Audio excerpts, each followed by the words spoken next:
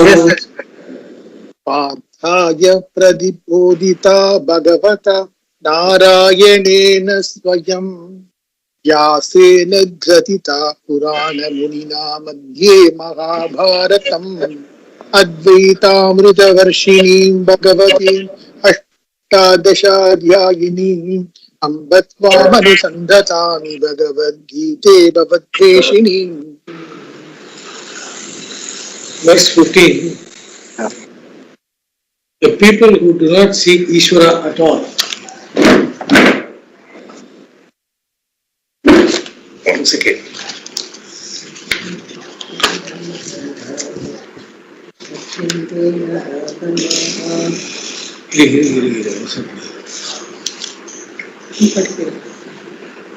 Namam duskritino mudaha prabhatyante naradamaha mayaya bhakritat jnana asuram bhavamashritaha.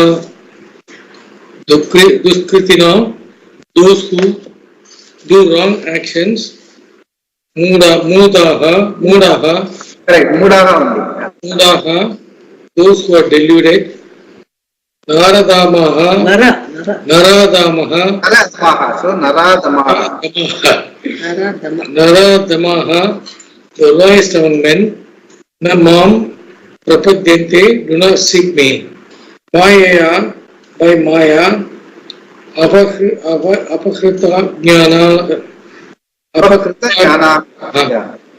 Those who revel in some sense, pursuits. Robbed of their discrimination. Robbed of their discrimination. Asuram bhavam. Condition of those who revel in sense pursuits, doing things not good for them.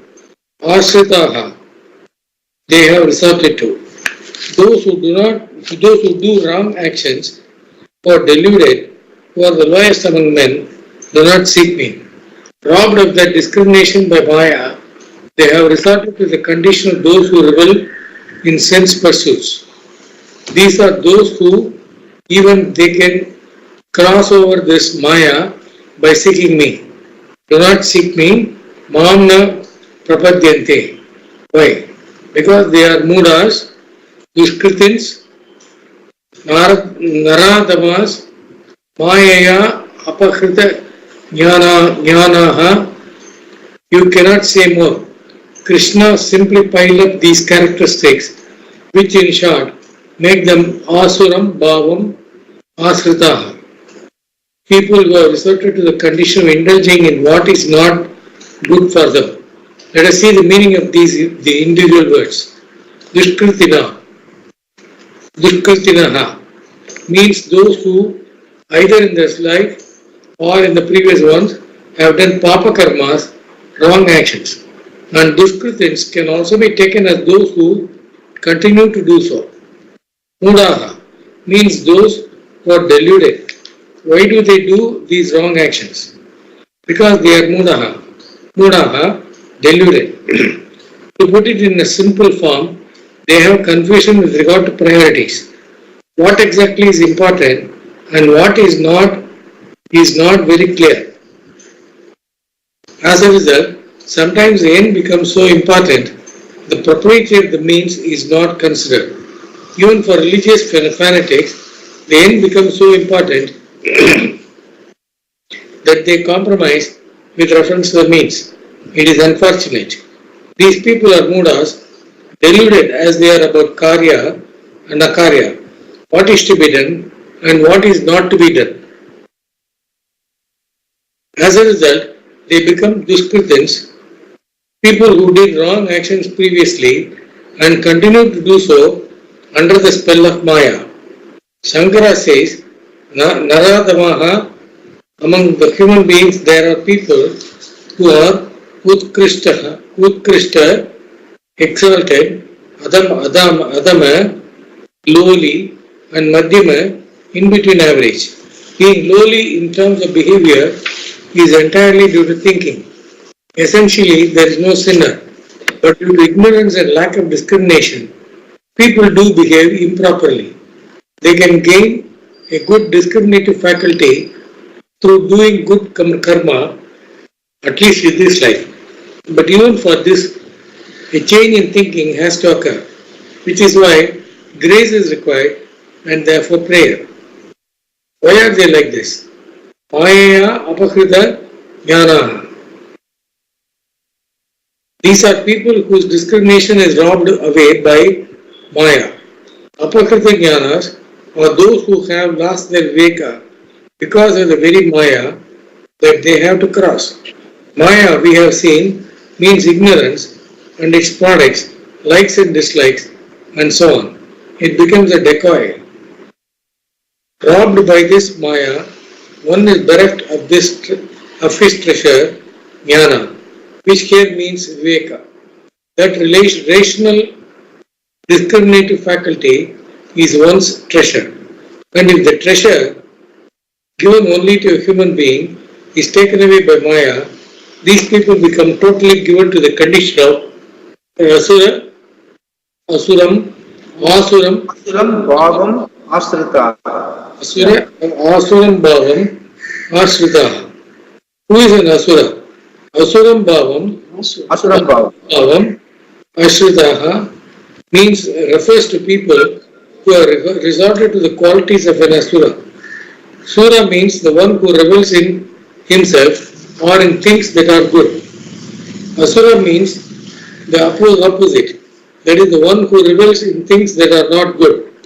It can also mean asusu ramate, the one who revels only in the sense organs, meaning the sense enjoyments such as wine, women, horse race, discourse, and so on. Or as Shankara says, takes it, kimsa Anruttadi Lakshanam. Anrutam means Satyam. Rutam means Satyam. Anrutam means Asatyam. Yeah. Himsa Anruttadi Lakshanam Asuram Bhavam. Asura Bhava is nothing but a tendency to hurt others, to tell lies, and so on. Himsa means hurting another for the sake of personal gain, like money or pleasure. Anruta is falsehood, and Adi can be taken to mean other false values like stealing and so on. Lakshana means characteristics. So these are the characteristics of the state of mind and lifestyle of an asura. Given to this, naturally, they do not seek Ishvara. Carried away by fancies and wrong values, they will be totally given to the life of an asura, and they do not come to Ishvara at all. They do not even think of Ishvara. The Lord just does not come into their lives. Krishna himself tells us in the next verse that to overcome this seemingly hopeless situation, one need not even know Ishvara as oneself. Just the understanding that there is Ishvara is good enough.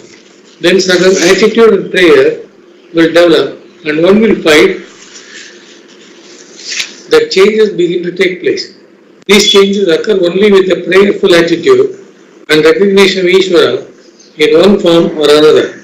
This really paves the way for an inner conversion to take place. Therefore, it is not totally hopeless. There is a chance. Krishna is going to explain that in the next verse. From here till the end of the chapter, we will be talking about Sukridins, people given to good works and attitudes. Even for those who are prayerful only in distress, there is hope. They may not think of Ishvara at all until they get into trouble. But at least they think of Ishvara at that time. There are some who, even in trouble, will not think of him. But even if they think of him only in distress, there is a change. It is what we call conversion. Once Ishvara is accommodated in one's life, a change takes place thereafter. So, in essence, what he says is, if you are not yet into Shastra study and understanding that Ishvaroham, which we have been, the Aham part of it has been discussed in the first 6 chapters. In the 7th chapter, he is bringing in Ishvara and saying that Ishvara Swarupa and Aham Swarupa are one and the same. If that is so, why people are not taking to it? What Arjuna asked, For that he says people have not yet, neither they know Aham, they have studied this, nor they know even Ishvara. That Ishvara Bhakti also is not there. So that there is a primordial, there is a power into which we can submit when we go to the temple or when we do puja. Even that sort of a thing is not there. They are so much into their worldly activities, they don't even consider that everything has got a connection with reference to a superior power. So we have to abide in that, like simple dharma, even that is not there. When that is also not there, then the understanding of your own Swarupa also is not there. Naturally you get waylaid by, you just go by whatever you see in front. That is basically the effect of Maya in the sense, it appears, the Swarupa, the being which you have been talking about, because it is Nirvishesha, and the Vishesha is available. Because of the Nirvishesha, you are able to see all Vishesha, everything gets connected. But you get so much lost in the Vishesha because you don't even know. There is something called Nirvishesha, there is something which is Ishvara Swarupa, which is primordial, which is connecting everything. All those things, you only see the variety and see the connection, then you start enjoying it. It might be because of various samskaras, like previous samskara, or your own current way in which you have lived, your affluent lifestyle, or whatever you call it. Because of that, you get lost in the details and you start going on one after the other. And suddenly, if you find some problem, at that time at least you can come to Ishvara. Even that people don't do. They do other things. When they are in trouble, they try to somehow circumvent it by doing other wrong things. Even there again, when you are in trouble also, to come to Ishvara, you need some punya. Even that is not there. So now he is going to explain the fourth type of bhakta. How you can get at least Ishvara bhakti in your life. Like when you are in trouble, you can pray. When you are doing even good or any starting up something, you can pray. Then you can understand that because of your regular prayerful attitude, you have understood that everything is Ishvara, all that is Ishvara. Then the question comes, because of that, so everything is Ishvara, everything I surrender unto Ishvara, then what is the reality? What is the reality of Ishvara? What is my reality? That question comes, that mumukshutvam comes. That is called jignasu bhakti. Once you get into that mode of inquiry, then you become a jnani bhakti. So all the four type of bhaktas, whenever you are in trouble, go to Bhagavan. When you are doing something good or bad, anything you start up also you pray, or you start inquiring into Ishvara, and finally you know Ishvara. So all type of bhaktas are being now described. Because why it is being done? Because you have not got into the whole thing. And Arjuna asked, why these things being so clear, you are explaining, why people are not taking to this? Because of all these qualities, he is explaining now. And now finally he connects, saying that how you can develop that Ishvara Bhakti, and then through Ishvara Bhakti you can get into this inquiry mode. Once you inquire, you will come to know what is the reality of Ishvara and what is the reality of you, which you have described. So all this now you will connect in the rest of the chapter. That is what he has told now. Yeah. Verse 16, four types of devotees. Chaturvida bhajante mam jana sukriti dorjuna artho jnyasu artharthi jnani cha bharadashabha. Chaturvidaha, fourfold. Janaha, people. Sukritinaha, who do good actions. Mam, me. Bhajante, worship. Arjuna, O Arjuna. Arthaha, the one in distress. Artharthi, the one who seeks security and pleasure. Jignasuhu, the one who desires to know. Cha, and Jnani, the one who knows. Bharadashabha, the foremost in the clan of Bharata. Arjuna, the foremost in the clan of Bharata, people given to good actions, who worship me are fourfold: the distressed, the seeker of security and pleasure, the one who desires to know me, and the one who knows me. Sukritinaha janaha, the people who do good deeds. As a contrast to the Dushkritins who do not seek the Lord, in this verse, Krishna tells us of the Sukritinaha janaha, those people who do good actions now or did them in previous lives. He says, Bhajante ma, they seek me. It is because of the punya earned through their good actions that they seek me. There are two types of punya. One gives wealth, pleasures, comfort, parentage, and so on. For this, one does not require any culture or inner growth. There is another punya which is purely spiritual, and that punya karma expresses itself no matter where one is born. Even if a person has a difficult beginning, it does not in any way deter him or her in his seeking. Those who have this type of punya karma, those sukritins, worship me, Ishvara, Mam Bhajante. They recognize Ishvara. Among those sukritins who recognize and worship me, Ishvara, there are 4 types. Chadurvidaha. Chadurvidaha bhajante mam. Vida means variety. Therefore, there are 4 varieties of devotees. All of them have sufficient recognition of Ishvara to be devotees, but among them there is a gradation. The degree of recognition, their attitude, approach, prayers and so on determine the 4 types. Krishna says they are Artha, Jigyasu, Artharthi, Jnani cha Bharadashaba. Artaha. Arti means any sorrow, grief, sadness, distress, discomfort, trouble and so on. Shankara defines Artha as one who is seized by distress caused by a thief, tiger or disease. Tigers were common in those days when India was full of forests. So Shankara commonly uses the tiger as an example. When a person is seized by some distress, whom will he call as a last resort? If he has some punya karmas, there is Ishvara in his life, and he will call upon him, but only when he is in distress. Till then, he does not think of him. But at least during that spell of distress, he does think of Ishvara because he does not see anyone else who can help him. This kind of devotee is called Artha, a devotee in distress. Artharthi. Artha means that which is desired. In this context, it means wealth and things similar to it, power, progeny and so on. One wants these, and to get them, the Artharthi invokes the grace of Bhagavan. He thinks that he cannot live happily without them, and so he makes use of the various means to get them. He uses local influence, money and so on, along with Bhagavan, because he recognizes that there is always a factor over which he has no control. As a devotee, he is mature enough to recognize the chance element which he recognizes as Deva, and there is no way of having any control over it without some grace. So whenever he wants to accomplish something, he invokes the grace of Ishvara to control certain factors that he cannot control or even know. He will perform rituals in order to invoke Ishvara's grace to help him gain whatever he wants.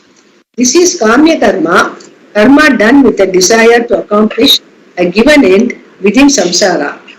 The one who does Kamya Karma is an Artharthi, but he is also an Artha, a devotee in trouble. When he is in trouble, he will of course invoke the Lord. An Artha, however, is not an Artharthi, because only in distress can he think of God. Jignasuhu. The third one is Jignasuhu. The order in the verse Artha Jignasu Artharthi is for the sake of meter. But in order of their understanding, the Artha and the Artharthi belong to one group, the Jignasu and the Jnani to another. Jignasu is the one who desires to know. What does he want to know is also important, because even the Dushkritin, one who does wrong actions, wants to know a lot of things such as how to open locks and so on. But here, the subject matter is Ishvara, the truth of Ishvara, Bhagavad Tattva. The Jignasu is not invoking Ishvara's grace for simple accomplishments. He wants to know the truth of Ishvara, the ultimate cause of everything. And this Jignasu is a great devotee. He does not use Bhagavan as an accomplice for his small pursuits. He wants to know who is Ishvara, and as a Bhakta, he invokes Ishvara's grace for this. He offers his prayers and also performs his daily and occasional duties, Nitya Naimittika Karma. He does all this to gain Antakarana Suddhi, a clear mind and knowledge of Ishvara. Knowledge of Ishvara is nothing but knowledge of Atma. Ishvara, the cause of everything, happens to be in essence oneself. If Ishvara were other than Atma, he would be Anatma and therefore inert. The only conscious being is Atma and Ishvara is not separate from it. This seeming difference between Ishvara and the individual is due to Upadhi, as we have seen. There is only one reality which the Jignasu wants to know. He is a devotee because he seeks the help of Ishvara and performs prayerful actions to earn this help. His actions are not for limited ends within samsara, kamya karmas. The artha and arthati are kamis because their karmas are kamya karmas. The Jignasu, however, is a karma yogi, so his is a different type of devotion. Because of his extra punya, he has viveka, discrimination, and because of that, he is a Jignasu. Yeah, see, this is a very important thing in the sense, even though he has just, classified into four, that Artha and Artharthi as one group, Jignasu and Jnani is another group. Are Bhaktas, that is fine. But the jump from Artharthi to a Jignasu does not happen so easily. In the sense, the Jignasu meaning there is something to know about Ishvara. That itself people, they think Ishvara means you have to only pray. You have to pray whatever it is, you have to surrender. That much of that surrender is there. For my anytime and trouble I surrender. For doing good and because of the cultural background or the religious background, for doing good things also, for starting up anything, everything you surrender. Sarana is there in religion also, especially Vishnu, Vaishnava religion and all, very much is there, the Sarana Tattvam. But from there to know Ishvara, that sort of a thing, the knowing part of it, is generally in the society there doesn't seem to be any connection between praying and knowing. Praying means only to get things done. Either when I am in trouble, I have to get out of it, or when I am doing good things also, I pray so that everything goes well. So, but that much only is, that much of bhakti is generally prevalent. But that is where I was explaining that the Kapila Devabhuti Sambhashana, where Kapila explains to his mother bhakti. At that time he says that when you, the bhakti is when you go in front of the Lord, you surrender all your body, mind, sense complex, all your wealth, health and all that, and also like everyone does it at the altar of Ishvara, and Ishvara also we worship only with the idea that with all this Abhishekam and Dharadana, all Naivedyam and all, the idea is everything, the whole glory and the whole wealth and the whole health, everything is emanating from Ishvara only. Ishvara Surupam is the health and wealth of the whole humanity. That sort of a surrender is there, that the oneness of all wealth and health and glory, everything under Ishvara's feet, that much of surrender everyone does. That is, in the sense, even a Uttama Bhakta does that. When he does that. But what the Shastra says is when you do it like that, the Kapila also tells, when you do it like that, there will be a time when you will be asking this question. See, to me everything is given. I am the person. To me everything is given which I have surrendered. There is a giver who has given all these glories. That also we have surrendered unto the altar. Now the giver also is not seen. To me, everything is given, that I also is not seen. Whatever I have surrendered. But what I am only praying, right? I have, whatever I have surrendered. But what I am, which even now I don't know, even though I am a Bhakta. So I am, I don't know. Ishvara Surupam, I don't know. And what it is, everything we have surrendered, all the people have surrendered and they are totally surrendered. Now, what is the Surupa, either Ishvara or Aham? That question will come. That is what he says, Jignasu. That question will come in the mind of the people who are the real, who are devoted, the Sharanagati. Once you do that for a length of time, maybe because of samskara in this janma, previous janma, whatever you call it, it will come. So also they say, suppose you, one is this bhakti bhavana, another thing is whatever you have, you keep giving in society. Like you be a dayalu and you keep giving. Whatever you have a big heart and keep giving. Ishta karma, purta karma, lot of dana, tapas, dakshina, and all. If you keep doing, then you will grow bigger than the wealth and health and whatever you possess. Then once you surrender, then again this question will come.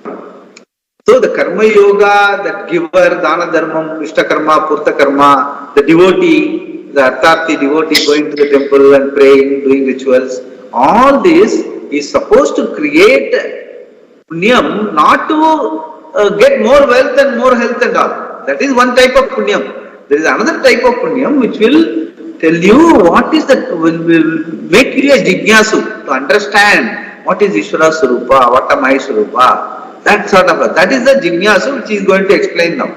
So that is the typical kind of punya, but that you get by living a life of a karma yoga and all that. Maybe you will meet a person, a guru or somebody who will tell you, this is your Swarupa, you must inquire into this. All those things will fall in place, then you will start inquiring. Then only you will move into this next level of devotee, which is going to explain jignasu.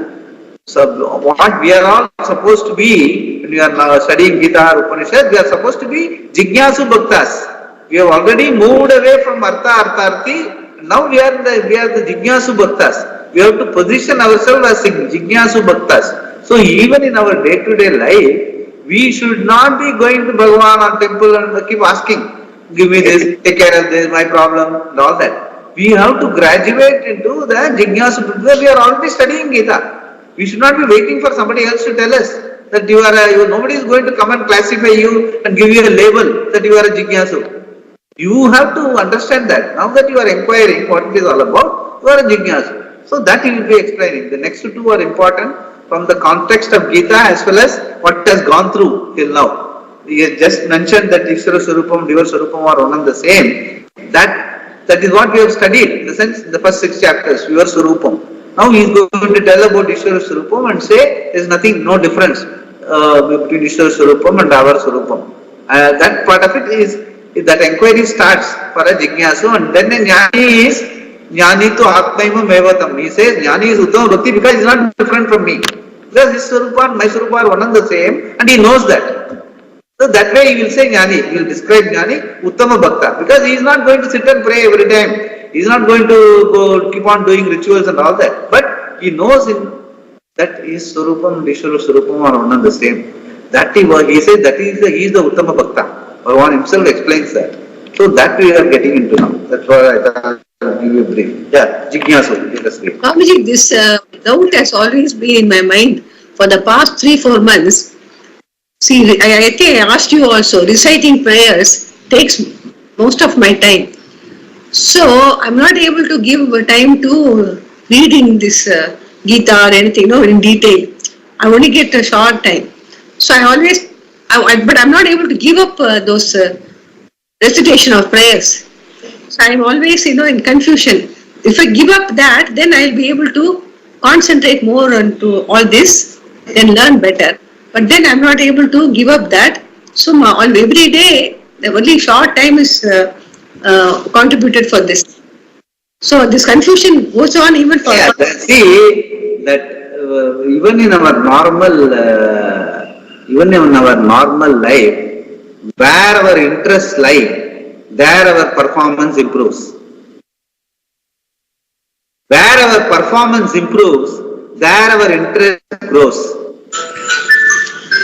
So both are mutually helping each other, interest and performance. Now when you study more and more of Gita and all that, once you find that to understand Ishvara Swarupa and my Swarupa and the equation and staying with that is the most important part of my life. It is not a question of doing, it's a question of being. That will grow on you. Thereafter, you will automatically, whenever, even when you pray, you will find that suddenly something will come into your mind, you will go and study. So, like that, it will grow on you. This interest in knowing your Swarupa and Ishvara Swarupa to be one and the same, will you grow on you as you get more and more under clearer clarity and understanding. Then your study is equivalent to is more than prayer. That is what it is. That is what Bhagavan says. You are the Uttama Bhakta. By studying, you are a Uttama Bhakta rather than going to the temple. That has to grow on you. You cannot be imposed upon by somebody. It has to grow on you. That will grow on you. That is once you understand more and more, it will grow on you. So you don't have to worry about it. You keep studying, keep understanding, improve your clarity in understanding what it means.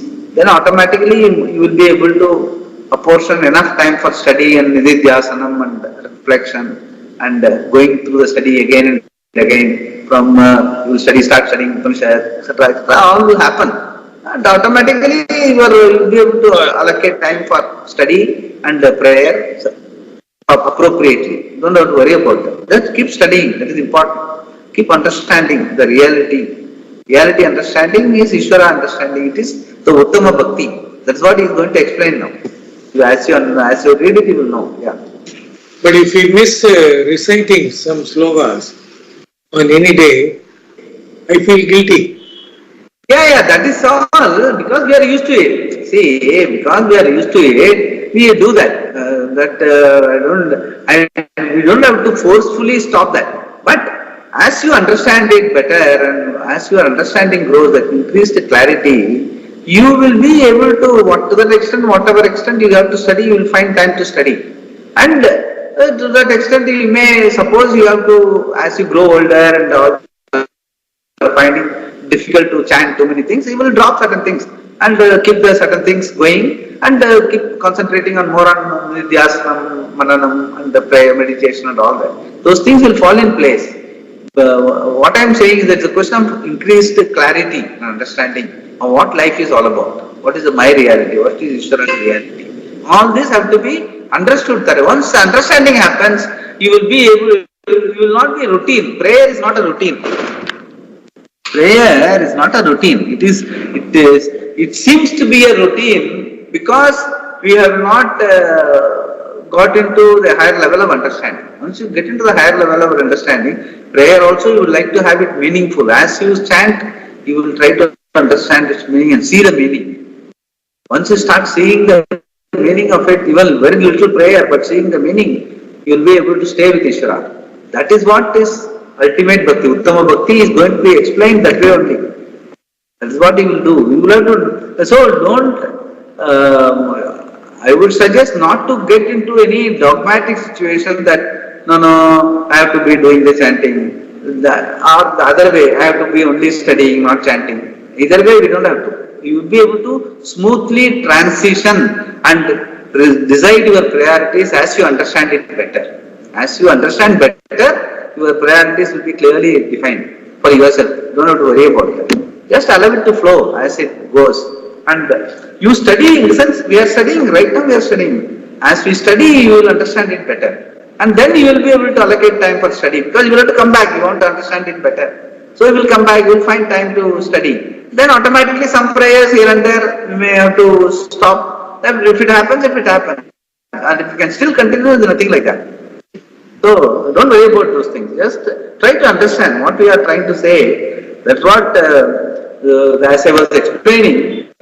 See, I have been listening and I found that this Kapila Devabhuti Sambhashana is very good. And also in the Shastra, even in Gita, there is becoming bigger than what you are by giving Dana Karma, Ishtapurta Karma. And that also helps in asking this question, what is the reality of Ishvara? What is my reality? What is that? Ananya Bhakti. It will come later in Gita itself. Maicha Ananya Yogena Bhakti Rabhya Vicharni, it will come in the 13th chapter. Ananyas Chinta Yantomam Yajana Paribhavan, that also will come. What is Ananya Chinta? After all, what are you doing prayer for? What are this chanting for? You tell me. Chanting is only for Ananya Bhakti, right? If the Ananya Bhakti is coming out of understanding and you are able to stay without doing any chanting at all, and still you are able to be with Bhagavan, but God, that is your reality understanding, then whether you chant or doesn't chant, it doesn't really matter. Because the objective is achieved, Ananya Bhakti. Ishvara, Ananya Bhakti is the purpose for chanting also. No, even in temples, priests and all, even here there is one Bhattacharya. who regularly sits and chants, ரொம்ப வயசானவர், regularly sits and chants in the Perumal temple, because he has not gone into any of these things, but he spends time like that for his age, it's okay. But that is, your understanding of Ishvara's Ananya Bhakti is equivalent to chanting. Whether you sit and chant or you be in understanding this text and what you have understood, you bring it to your mind and do this dhyasana, that is equivalent to prayer only. There is no difference at all. Because Ananya Bhakti is the objective. Ananya Bhakti, myself and Ishvara are not different. Or Ananya is the focus for chanting as well as for this understanding. That is what it means. Jigyasu and Jnani Bhakta is essentially the same. So there won't be any conflict between chanting and study.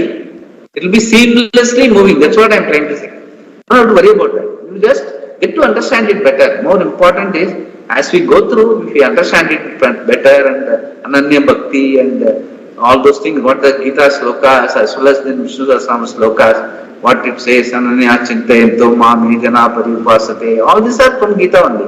So once you are really understanding the Tatparya behind that, you will sit and chant those with that one sloka, Ananya Chintayanto Mami Jana Paripasate, Tesham Nitya Bhiktanam Yoga Kshemam Mahamyaham. You chant 100 times, that is equivalent to chanting the entire Lalita Sahasranama or Vishnu Sahasranama. Because you are one with Bhagavan.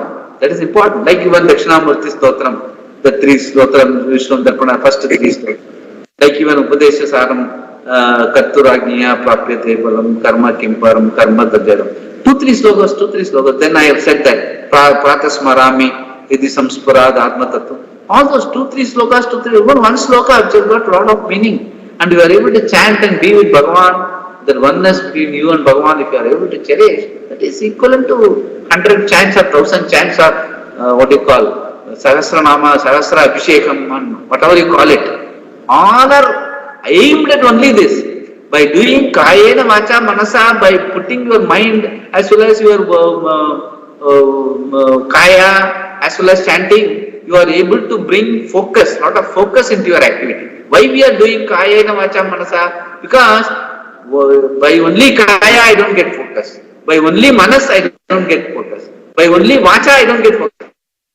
So what I do in a puja or a ritual, I put all the 3 together so that I get focus. Focus for what? To be one with Bhagavan. But if you are able to be one with Bhagavan by understanding this one sloka, and you are able to be with one, that's it. The purpose is the same, to be one with Bhagavan. That is your reality. It is not just a prayer.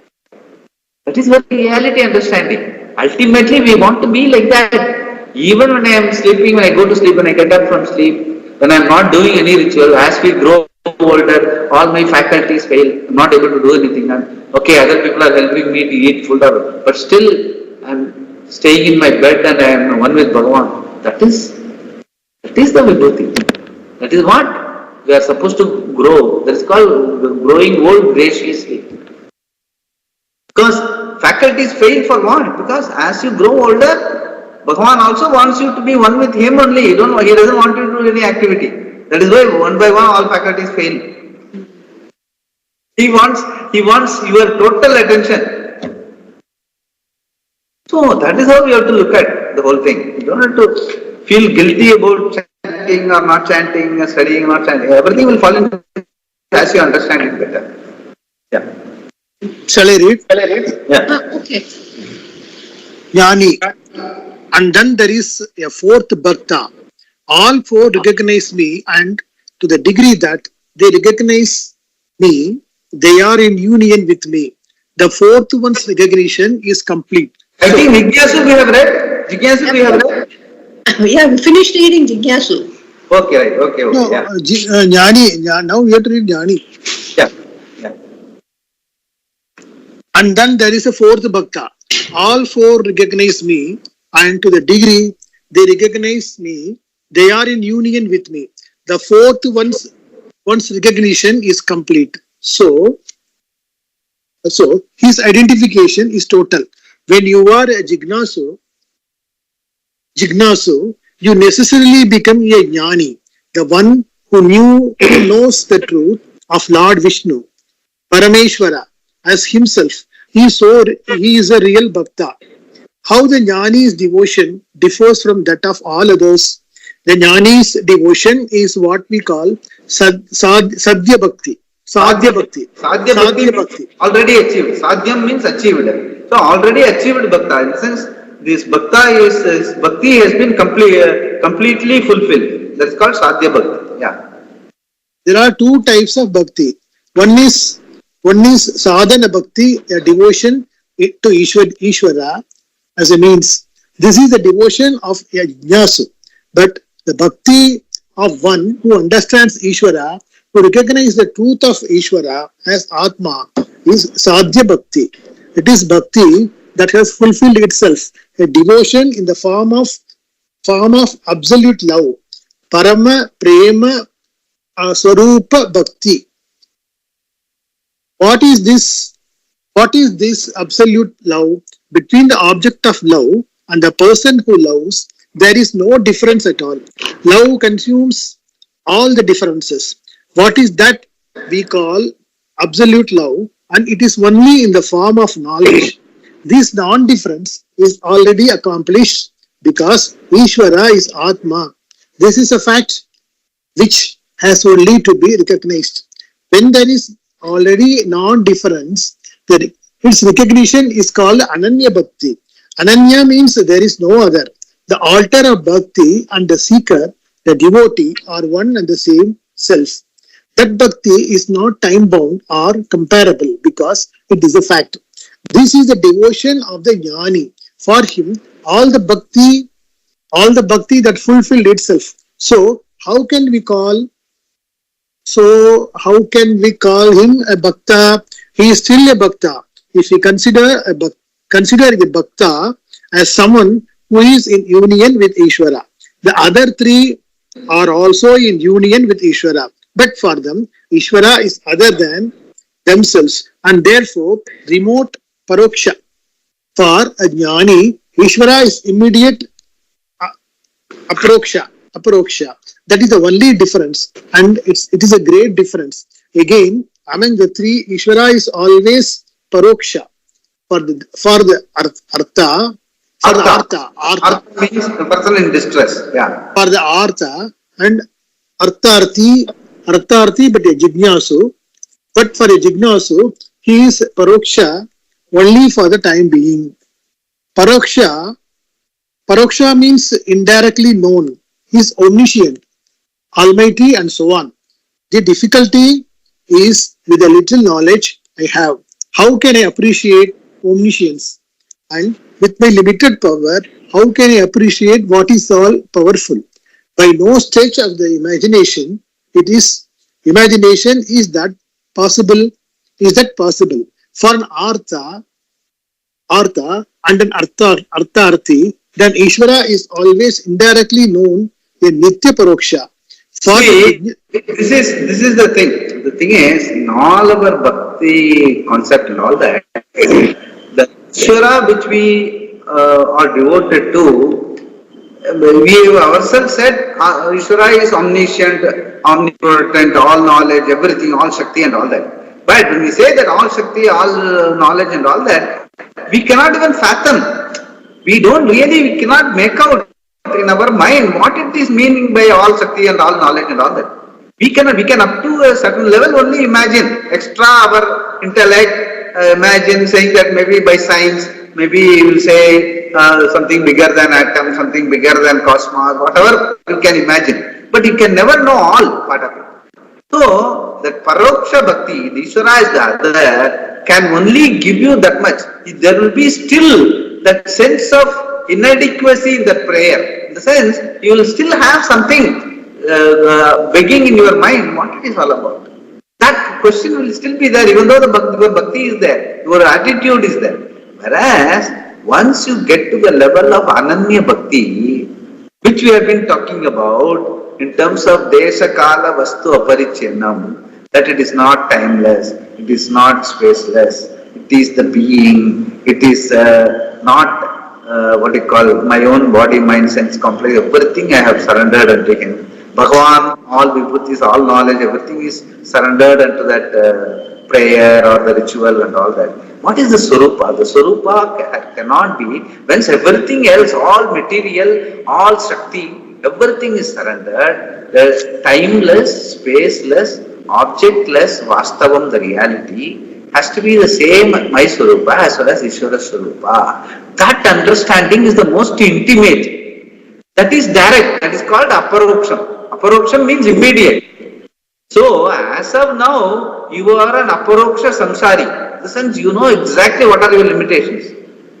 But once you understand, surrender all that is limiting you, body, mind, senses, fame, name, ahankara, buddhi, wealth, relationship, everything unto Bhagavan you have surrendered. Now you only are remaining because everything was given to you, now you have surrendered. Then what is that you? That you is the being. That being is so intimate and that Swarupa of that being and the Swarupa Ishvara is one and the same. Then now the Aparoksha Samsari has become Aparoksha Asamsari straight away. But Samsara has been surrendered. What is Aparoksha? Aparoksha is remains. Aparoksha means direct, here and now. My being is Ishvara Swarupa. So that is why the Ananya Bhakti of a Jnani is 100%, absolute. It is not the other. So that is what is the Mahatvam of this Ananya Bhakti of the Jnani. That is what he is explaining this. It is not no more Aparoksha, it is no more Paraksha, it is Aparoksha. For a Jnani, Ishvara is Aparoksha, immediate. It is the only difference and that is a great difference. That's what he says. Yeah, read from there. And for Ananya Bhakti, then Samatvam will automatically come, Swamiji. For Ananya Bhakti, you said Jnani. Because of Ananya Bhakti, will Samatvam also come in? Yes, Samatvam will come before only. In the sense, even that will only get reinforced by Ananya Bhakti. Samatvam is an attitude which you develop by doing, which we have explained, that try to accommodate, be daya, show compassion, all those things. That is trying to give that Samatvam as an attitude. But once you understand this, that becomes automatic. Because there is no second. Ishvara is you. What else is there other than Ishvara and you? Tell me. Actually, Ishvara and you also is a wrong thing to say. Ishvara is you. And everything we have said, everything is only Ishvara. So what it is? The other is only for Vyavahara purpose. So Samatvam is automatic because it's all coming and going, changing ever silver. So we don't have to really worry about that. It will keep changing. Samatvam is automatic because it is your understanding, based on your understanding that there is nothing up and down, upar niche kuch nahi hai. There is nothing like that. Everything is changing all the time, it's changing. But as far as I am concerned, my Swarupa and Ishvara Swarupa are one and the same. And Purnam Aham, complete, my life is made. Once that is that real understanding that grips you, your heart all the time, then when you go out into the world, Samatvam becomes automatic, spontaneous. That is why it's called Sadhya Bhakti. It is already Siddha. It is already Siddha, now we have come to know, period. There is nothing to do, there is no sadhana required thereafter. Sadhana is till the time Sadhya you don't know Sadhya. Now you know Sadhya, now you know not even Sadhya, it is Siddha. It is reality. Siddha means reality. Once it is real for you, then Samatvam becomes automatic, spontaneous. You don't have to even worry about it. That is how it is. You have to move to that level. That is what we are trying to do. That is what Bhagavan says. Move into that. Don't be looking at Bhagavan as something other. Not other. It's other for the time being, for you to develop bhakti. But once you have developed that Ananya Bhakti, oneness, Ananya Bhakti is oneness, Advitiyam, Advaitam, oneness. That's all Ananya. Ananya means what? Oneness. Once that oneness is understood cognitively and in the heart, then Samatvam is automatic. That's what it is. Yeah. Yeah. Swamiji, you said Aparoksha is immediate. Yes. What is Paroksha? Paroksha means the other. See, till the time you now what you do, you surrender all your wealth, health, body, mind, sense, and you tell all the vibhutis, all the Shakti, all belong to Bhagavan, and the Bhagavan you have put it in a murti and you are now worshipping as the other. The other Vishwara you are worshipping is called Paroksha, indirect. Whereas aparoksha is your own reality that is immediate. Because that is the reality of Ishvara and that is the reality of you also. That is the change, shift. The shift from paroksha to aparoksha is jnanam, basically. Swamiji, yesterday we heard that nasato vidyate bhavo na bhavo, that 14 or something, 15, and that essence of the Gita. We have come to second chapter. It was almost like beginning of the second chapter. Yeah. So he's still in second chapter only. He's explaining. And that day he explained Vyavasaya Buddhi. Then after so this Nasato, two this thing, two videos only on this Nasato. Yeah, very important. But that what I'm asking is, he says, he gives very good example, that touchwood example, and he says to transcend the plastic, that he had the table in front of him and with the plastic sheet. He said, when you said touchwood, you said you transcend the plastic and you touch the wood. You think so. That means we have to, from this jigyasu stage to the, like you said, paroksha to aparoksha. It is the transcending stage. Yes, definitely. Finally, it is only the being that is the only reality. Everything else is only, as we have said, like when you touch the pot, you have touched the being, conscious being. Pot to clay to silica to carbon hydrogen to atom molecule to concept to consciousness.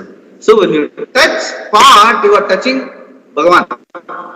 That's what. Surupa, aparoksha, and you. So what else is remaining? And you, that is only an example.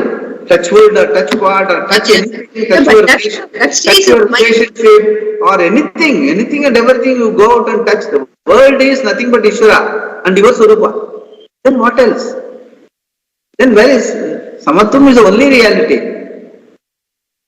And everything else is what? Is only for purpose of transaction. It is only vibhuti, the glorification of the being or the Ishvara Swarupa is what you are transacting the world.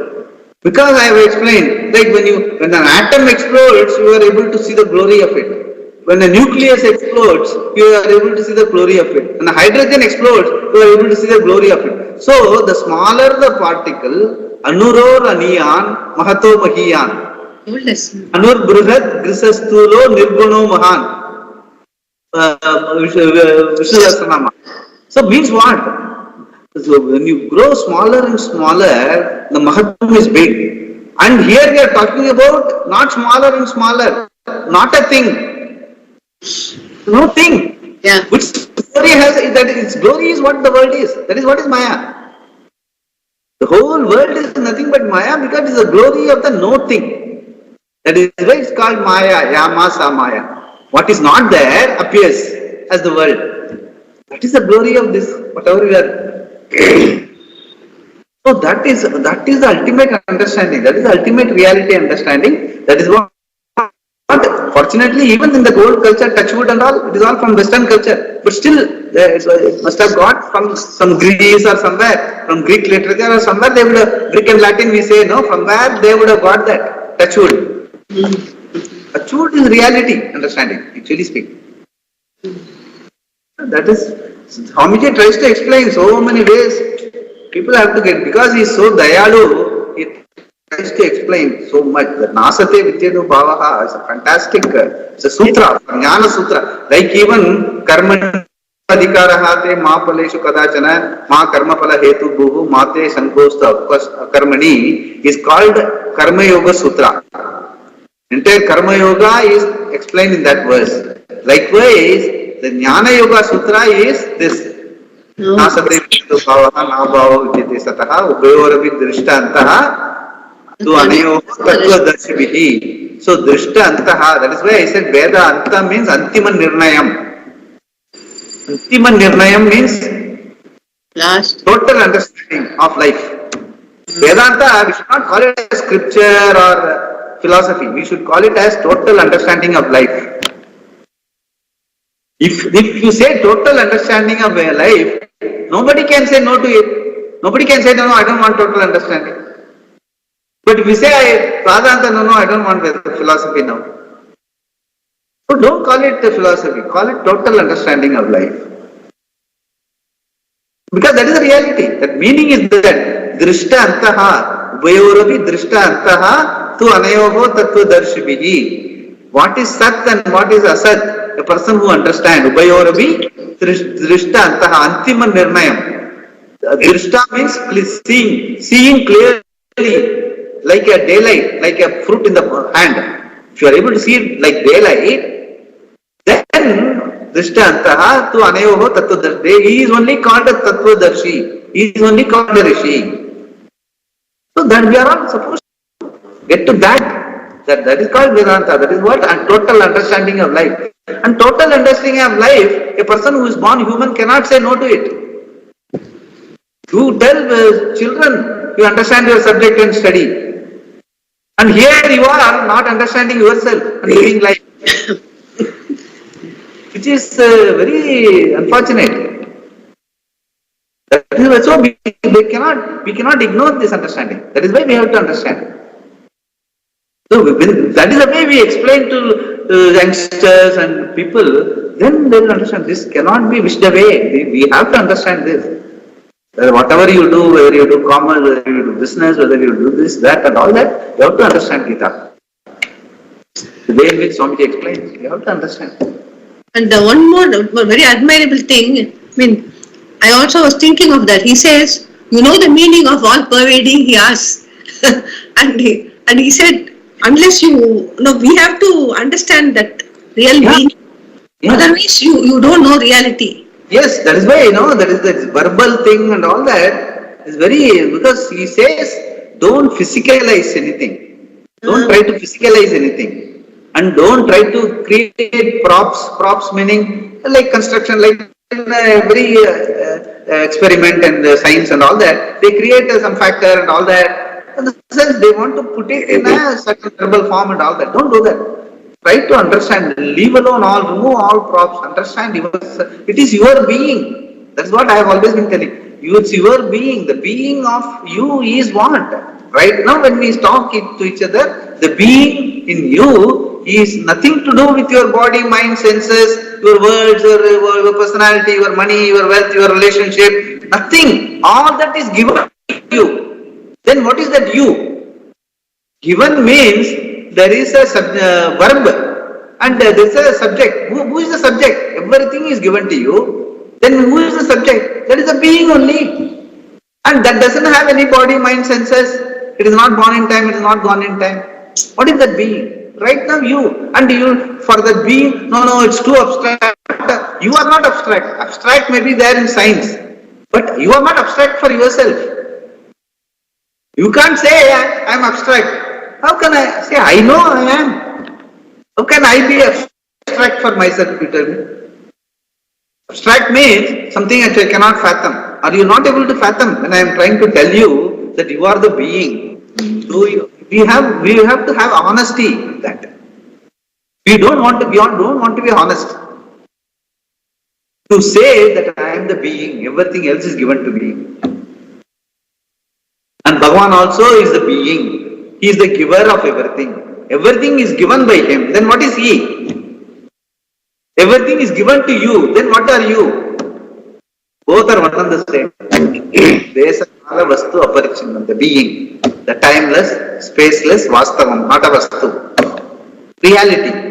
That once we understand that is why he says, don't stop at the words. Let it flow into your heart. In the heart of heart, you know. You don't need words to say that I am the being. Only to communicate you have to say. When I communicate, I have to tell, I have to use the words. But for myself, I don't need words. Just be. That is what is nididhyasana. That is meditation. Just be. Early morning, late night, just be. Just be. No thoughts, nothing. It's not that even with thoughts you are still the being. But to enjoy that, you have to be, just be. That's all. That is what is the Vara Prasadam for human life. Only humans can do it. No one else can do it. It's not available for humans. Devatas we don't know. Devatas are also exalted jivas. They would have understood. That is why they are called devas. But the fact is, Even if they are exalted, if only they know this. Otherwise, Vishasmat Patas Pavati, because he is afraid of Bhagavan, Vayu is blowing properly, it seems. Since if he doesn't understand, then he is also only a Jiva. If he understands, he is Parama, he is one with Ishvara. He is equal to you and me. So that is how it is, that is understanding. That is where Swamiji removes all props. He doesn't allow any physicality for this reality. You have to keep on negating it. Use a word and negate the relative meaning of it. Use a word and remove the relative meaning of it. Say pot and remove the relative meaning of it. Say clay, remove the relative meaning of it. Keep on doing that till the time you understand the being. That's what, yeah. So we will meet. Yeah. Well, what do we decide? When are we meeting again? We'll meet on next Saturday. Kumar wants 3 to 4 only. Okay. So we will have it 3 to 4 on Saturday. Sunday also, Kumar, you can speak. Yes, sir. Sorry, I have actually a lot of other classes in the evenings continuously. Okay. So if tomorrow cannot be, if tomorrow class we cannot attend for some reason, then we'll have 1 hour class Saturday, Sunday. Yeah. Okay, na? Is it okay? Yeah, we can do. And if you want one more class on Monday, I don't mind doing that. Next to next Monday. Okay. That is okay. Yeah. Monday or any day, any other day, not Saturday, Sunday. Yes, okay. We can do that. Decide amongst yourself which day, any Monday or Tuesday, whatever you want to have. We will discuss and come to And then let me know. Monday, Tuesday, Wednesday it's okay. Thursday, Friday I cannot have because I have classes here. So Monday, Tuesday, Wednesday, one of the days I can have one class extra to compensate for whatever you have lost. Yeah, we will discuss that. We'll discuss, we'll tell Prashant and then we'll come. Yeah. And, So where we have stopped now? From my side, Monday is okay. From my side, Yeah. Monday, it all depends on Sir, Mamiji and Prashant. Okay. So And now after we have stopped. later portion of the week is not suitable because then again classes Friday, Saturday, Sunday, all those things. Okay. Either Monday or Tuesday. That's not even Wednesday. Yeah, Monday, Tuesday we will do. Welcome. Okay, now where we have stopped? Now we have stopped for the Jignasu. We have to start from for the Jignasu. However, Paroksha means that para we have finished. We can do one thing. We can read these 2 paras and finish it up so that verse 16 will start. Yeah. okay, for the Jignasu, however, there is a possibility of Ishvara becoming Aproksha. And for the Jnani, he is the Aproksha because Ishvara, the cause of everything, is non-separate from Atma. Even though he is the Atma of everyone, only the Jnani appreciates it. Only he has an intellect supple enough. He has an intellect supple enough to recognize what is true for everything. This is what I was telling. The subtle enough,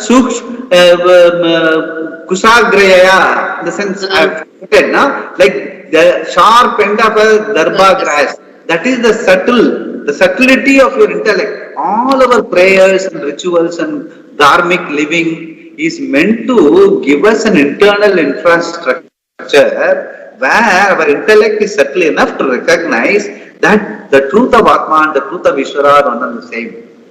That is what the whole life is dedicated to get to that level of understanding inside where you are able to see the Swarupa of you and Swarupa of Ishvara as one and the same. Desa Kala Vastu Aparichinnam, the Vastavam reality. That is what we are trying to get into. Yeah, read. Even though he is the Atma of everyone, only the Jnani appreciates it. Only he has an intellect supple enough to recognize what is true for everyone. And that Jnani is distinguished here among the Bhaktas as a fulfilled Bhakta. The Jignasu is going to be fulfilled and even the others will be fulfilled in time. Eventually, they will come to Ishvara. The Artha, the devotee is in distress, will become devotee in distress will become an Artharthi and then Jignasu because he has devotion. He has his recognition of Ishvara paves the way for this progress. Bhakti, devotion, is any type of union between Jiva and Ishvara, but by a proper action of even a thought, you are uniting yourself to Ishvara. But Jnani does try to Does make not. a bridge. So Jnani Doesn't try to make a bridge between Jiva and Ishvara. Gaining the knowledge, he finds that he is always united. There is only one thing there, that is Ishvara. That is Atma. There is no second thing at all to unite with. So he is always united. Nitya Yukta. That is told in this next verse. I'll just read the verse. Verse 17. Tesham jnani nikta yukta ekabhiktir vishishyate prayohi jnani notyartha aham sacha mama priyaha. Tesham jnani nitya yukta eka bhaktihi vishishyate priyohi jnaninaha iti artham aham sacha mama priyaha. He says, he clarifies saying that jnani is totally nitya yukta, always one with me, one with Ishvara. That is why we pray to jnanis, Mahan, we say, we put them in a pedestal and we offer flowers and all, because we find that he is one with Ishvara. That is how it is. It is not a sort of idealization or something like that. We appreciate his understanding. That is why we pay devotions to jnani. Yeah. We will meet next Saturday. Yeah. Yeah, next Saturday. And then we decide on the extra class. Okay? You can tell me later. Yeah. We'll tell you. Om Purnamadav Purnamidam Purnat Purnamudachyate Purnasya Purnamadaya Purnameva Vasishyate. Om Shanti Shanti Shanti Hi Gurubhyo Namaha Harihi Om. Dhanyawad.